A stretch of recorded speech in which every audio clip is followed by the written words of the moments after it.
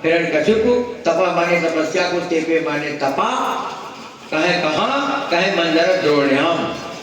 और कैसा था तप? परम दारुणम तपा तेपे, परम भयंकर। क्या भयंकर, भयंकरता क्या थी तपस्या में?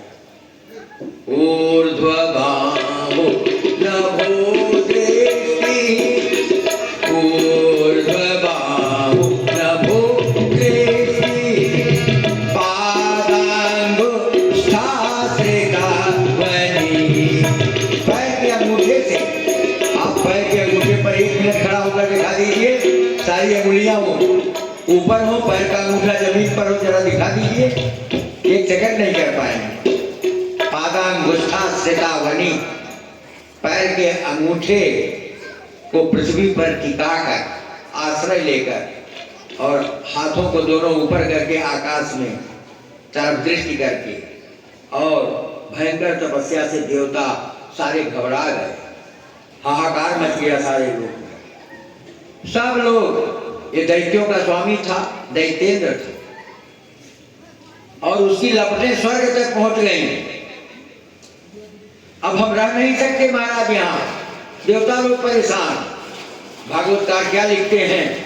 7वां श्लोक है, दैत्येंद्र तपसा तप्ता, दैत्या नाम इंद्र दैत्येंद्र हिरण्यकशिपु तस्य तपसा, उसकी तपस्या के द्वारा तप्ता, तपित हुए, देवता दिव्य स्थातुम न शक्नुमः, देवलोक में स्थान ग्रहण करने में समर्थ नहीं हुए।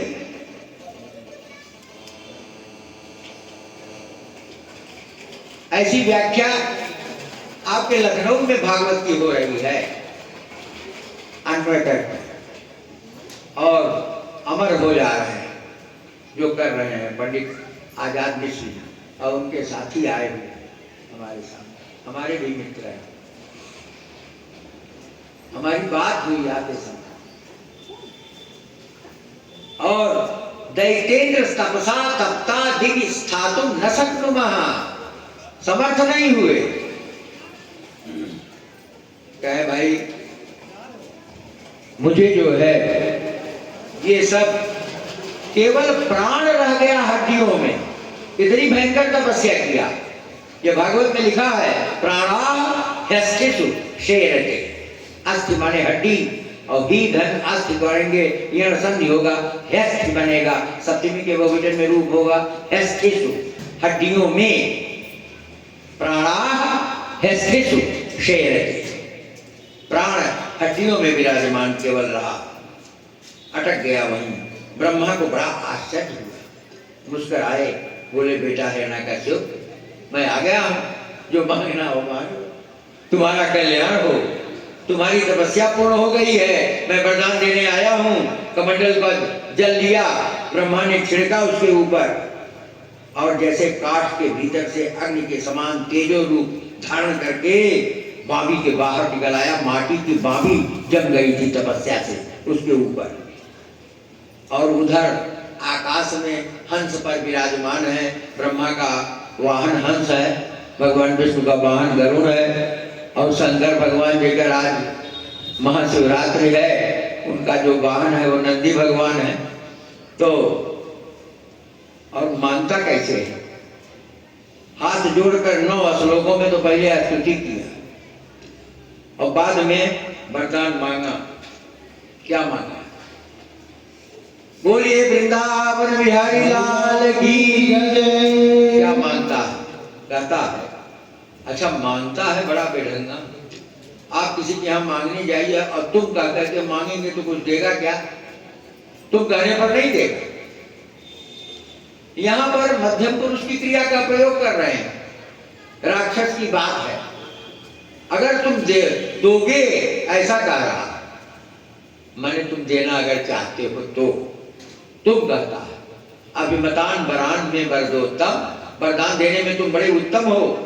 अगर तुम इच्छित वरदान मुझे देना चाहते हो तो प्रभु आपके द्वारा रचे गए किसी प्राणी से मेरी मृत्यु न हो। भीतर या बाहर, दिन या रात, पृथ्वी या आकाश, नर या मृग, सूर्य या असुर, शस्त्र या अस्त्र से मेरी मृत्यु ही न हो। अब बताइए, आप ऐसा वरदान मांगेंगे और संसार में है तो क्या वो ज्यादा टिकाऊ रहेगा क्या? प्रकृति के विपरीत न मांगिए। प्रकृति के विपरीत मांगेगा तो वो राक्षसी तपस्या है, प्रकृति के अनुरूप मांगेंगे तो वो दैवी तपस्या है। हिरण्यकश्यप का अत्याचार इस वरदान को प्राप्त करने के बाद और बढ़ जाता है और कहा कि यह तो दुर्लभ चीज है, तुम्हारे सारे मनोरथ पूर्ण हो। तो उसने किया क्या? भगवान से द्वेष करना शुरू कर दिया। भागवतकार लिखते हैं भगवत्य करो द्वेषम, भगवत्य करो द्वेषम, भगवती अकरो द्वेषम। भगवान में, भगवान को द्वेष का आधार बना लिया। ये इसमें व्याकरण का खेला। भगवान से नहीं द्वेष किया, भगवान में द्वेष किया। में द्वेष जब करना शुरू करता है आदमी तो उस वस्तु को आधार बना लेता है। अगर आप अपने भक्ति का आधार बना लीजिए भगवान को, आपका कल्याण हो जाएगा। आप द्वेष का आधार भगवान में बना लीजिए तो आपका नाश हो जाएगा। प्रयास आपका होना चाहिए कि आपका आधार का चिंतन करना चाहिए और जिस चीज को आप उसमें स्थापित कर रहे हैं वो वस्तु है क्या? द्वेष है कि भक्ति है? द्वेष है कि भक्ति है? बोलिए वृंदावन बिहारी लाल की जय, भागवत भगवान की जय। तो भागवत की जो भाषा है वो समाज की भाषा है। वो नाचने गाने से नहीं मिलने वाला है, वो तपस्या से मिलेगा। यहाँ पर वो कहते हैं वो कि किस बात का स्मरण करते हुए भगवान में अपने द्वेष को किया? भ्रातुर्वधम अनुस्मरण, अपने भाई का वध स्मरण करता हुआ, करके नहीं कहा कि एक बार कर लिया तो खत्म कर दिया। ना ना ना, आप कहते हैं भोजन करता हुआ पानी पीता हूं और भोजन करके पानी पीता हूं, दोनों का दो अर्थ है। माने बराबर पानी चल रहा है, भोजन चल रहा है, उसमें आप पानी पी रहे हैं, एक में सातत्य है। इसको अंग्रेजी में प्रेजेंट पार्टिसिपल कहा जाता है, संस्कृत का व्याकरण कहता है सत्य सानस का प्रयोग करो।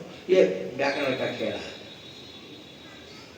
यहाँ पर जो बताया गया कि अनुस्मरण, स्मरण करने का भाव कभी टूट नहीं रहा है। हमारे भाई को मारा, हमारे भाई को मार दिया, हमारे भाई को मार दिया, ये स्मरण करता हुआ वो भगवान में अपने द्वेष को किया, ये तात्पर्य। और सारे लोकपालों को जीत लिया, छीन लिया, या इंद्र पर विजय प्राप्त कर लिया, उनका वन पर कब्जा कर लिया, रिद्धि सिद्धि सब लौटने लगी। हिरण्यकश्यप के चरण में सातों द्वीपों का अखंड राज्य मिल गया। अंतरिक्ष के देवता नाना प्रकार का भेंट लेकर के आने लगे। कर जोरे सब दिशि विनीता, रामचरितमानस में है रावण के लिए। सारे दिशाओं के मालिक हाथ जोड़कर रावण के पास खड़े रहते थे और समुद्र अपने पत्नी नदियों के साथ अपने लहरों के द्वारा रत्न राशि देने लगा। रत्न, समुद्र में रत्न रहता ही है, रत्नाकर कहा जाता है। और वो ले आकर के, और समुद्र की पत्नियां क्या हैं? नदियां जाकर के मिलती हैं। पत्नी अपने पति में जाकर के मिलती है, उसका मिलन होता है। कालिदास ने रघुवंश के 13वें सर्ग में इसका बड़ा सुंदर वर्णन किया है।